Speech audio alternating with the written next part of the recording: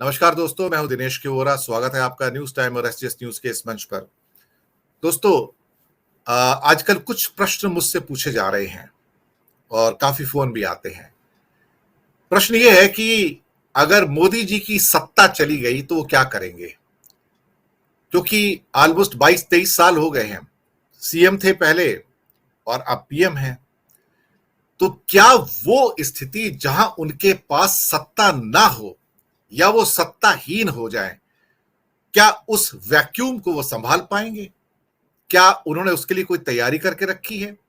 क्या वो जानते हैं कि राजनीति में भारत गुजरात नहीं है और गुजरात से हो सकता है आप बेदखल कभी ना हो, लेकिन भारत की राजनीति से, यानी कि चुनावी राजनीति से, लोकसभा की राजनीति से आपको बेदखल किया जा सकता है।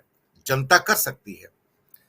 कई लोग कहते हैं कि वो दिन ही नहीं आने देंगे जब वो सत्ता से उतर जाएं और कोई ना कोई ऐसा उनके पास रास्ता बचेगा जिससे वो एक किस्म के सत्ताधीश बने रहें, क्योंकि सत्ता का मोह अब उनके अंदर इतना ज्यादा है कि बिना सत्ता के कोई दिन गुजरे उसकी वो कल्पना भी नहीं करते हैं।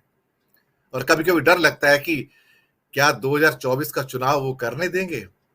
क्या राजदंड की स्थापना इसलिए हुई है कि एक मुकुट लाकर उस सिंहासन पर वो खुद बैठ जाएंगे और कहेंगे भारत की प्रगति के लिए अगले 20 साल तक चुनाव स्थगित किए जाते हैं, इनकी जरूरत नहीं है?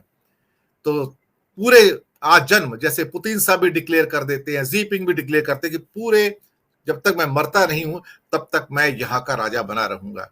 क्या ऐसी परिस्थितियां भारत के लोकतंत्र में उभरती हुई नजर आती हैं? क्या यह हो सकता है?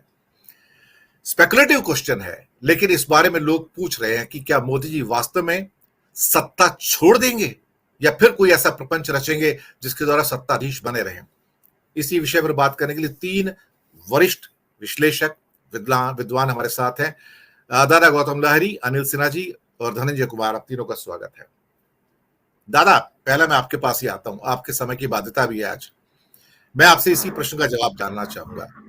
क्या मोदी जी वो दिन देखना मंजूर करेंगे जब उनके पास कुर्सी ना हो, और वो क्या कुर्सी छोड़ना मंजूर करेंगे? चले जाएंगे क्या? धन्यवाद दिनेश जी। तो बहुत ही अहम सवाल है, आसानी से जवाब देना तो मुश्किल है, लेकिन आज मैं विदेश मंत्री का प्रेस कॉन्फ्रेंस में गया था, तो उनमें एक सवाल हुआ था कि मनमोहन सिंह अपना कार्यकाल समाप्त करने के पहले उसको पूछा गया था कि आपका कार्यकाल में कोई एक काम बताइए जिसके लिए आप माने जाएंगे व आपके लिए संतुष्ट का कारण होगा। तो मनमोहन सिंह ने जवाब दिया था कि मेरे लिए अमेरिका के साथ जो परमाणु करार किया था, जो न्यूक्लियर डील किया था, वो मेरे लिए एक बहुत बड़ा अचीवमेंट मैं मानता हूँ। इस तरह से मोदी जी का अचीवमेंट क्या है? तो इसके लिए जवाब में विदेश मंत्री ने कहा, आप देखिए मोदी जी तो 24 में नहीं जा रहा है, तो इसलिए अभी तो सवाल इसका जवाब हो ही नहीं सकता, जब जाएंगे तब इसका जवाब देंगे। कोई एक काम क्या है? तो ये लोग ये प्रचार करना शुरू कर दिया है कि मोदी जी नहीं जा रहा है। तो आपका वो चुनाव में हारे जीते के बाद तो अलग है, लेकिन मोदी जी रहेंगे ये तो देखिए विदेश मंत्री का कहना है। विदेश मंत्री ये भी घोषणा कर दी उसी बोलते बोलते कि 24 में तो मोदी आ रहे हैं, तो बाकी आप चिंता मत कीजिए। दूसरी बात, दूसरा एक चित्र मेरे को याद आ रहा है कि एक बार पता है आपको, जो वही नोटबंदी के बाद मोदी जी बड़ा परेशान थे। उन्होंने पीछे था उसका अदानी का प्लेन, उसके सामने खड़ा होकर एक बयान दिया था, मेरा जीवन तो कुछ नहीं है, मैं फकीर हूँ, झोला उठाऊंगा चल पड़ूंगा। तो झोला उठा के अदानी का प्लेन में कहाँ जाएंगे मुझे पता नहीं। लोग सोचते हैं कि अगर संन्यास ले लेंगे तो पहाड़ में ही जाना चाहिए, लेकिन प्लेन तो पहाड़ में उतरेंगे नहीं, कहाँ उतरेंगे पता नहीं है। तो ये तो दूसरी बात। तीसरी बात यह है कि हाँ, बात ऐसे उनका जो कार्यकाल है जैसे वो चला रहा है, एक तरह से जैसे आप कह सकते हैं कि तानाशाही टाइप शासन चला रहे हैं, उसमें कोई इस तरह का लोग जो शासन करते हैं वो मानते नहीं है कि कभी वो हार सकते हैं। लेकिन आपको पहले भी मैं कहा हूँ, देश में कोई ऐसा प्रधानमंत्री नहीं है जो चुनाव में हारा नहीं है, अगर आप नेहरू और लाल बहादुर शास्त्री को छोड़ देंगे तो। इसलिए सभी लोग हारा है, तो मोदी भी कोई ना कोई उस दिन तो हार सकते हैं, 24 में भी हार सकते हैं। लेकिन इसके बाद क्या करेंगे, ये तो बात ये है उनके पास, तब तक जब तक वो नहीं सत्ता छोड़ते हैं तब तक उसके पास केयरटेकर भी रहे चुनाव के बाद, उसके पास सारे एजेंसी तो रहेगा, तो एजेंसी का इस्तेमाल जबरदस्त होगा। ऐसे एजेंसी इस्तेमाल कर सकते हैं कि भारत के लिए राष्ट्र के नाम पे उन्होंने जो इतना दिन जो शासन भार संभाला है, इसका नहीं परिवर्तन होना चाहिए। ये करके पता नहीं, एक अनुमान है कि शायद वो देखना है, कि मुझे लग रहा है कि ये करना भारत का लोकतंत्र का इतना मजबूत है, उसमें करना भी मुश्किल है। अगर चुनाव का भार, आपको इसकी याद दिला दूं कि 2004 में जब वाजपेयी जी हारे थे तब आडवाणी प्रधानमंत्री होना चाहते थे, तो आडवाणी तो हुआ नहीं, प्रधानमंत्री तो हुआ नहीं, प्रधानमंत्री हुआ मनमोहन सिंह। लेकिन पूरा 2 सेशन आडवाणी जी शासन पार्लियामेंट चलने नहीं दिया।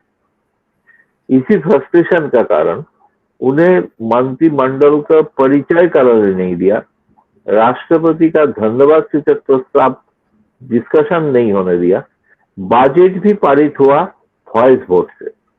कि इनका ये आदत है कि मानते नहीं है, कि पराजय आसानी से मानते नहीं।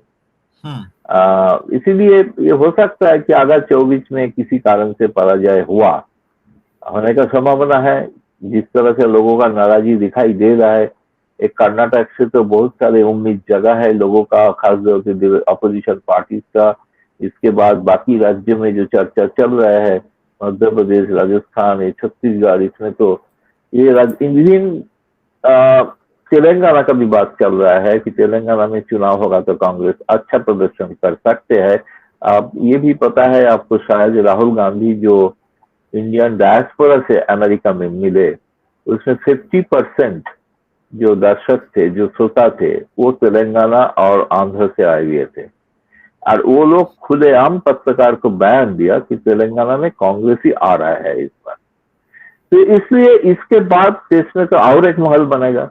इस महल के दौरान मोदी जी को सिर्फ 2024 के पहले अपना आरएसएस और बीजेपी का लोगों से भी गद्दी बचाना है। सबसे पहले तो उसको लड़ाई उसके साथ होगा। बाद में तो अगर फिर भी मान लिया आरएसएस और बीजेपी पार्टी की नहीं, मोदी जी के नेतृत्व में लड़ा जाए चुनाव, तो उसके बाद अगर वो अगर जीत गया, मतलब पार्टी का अंदर जो लड़ाई है उससे अगर वो जीत गया, उसके बाद 24 में हारने के बाद वो वही सेम कोशिश करेंगे।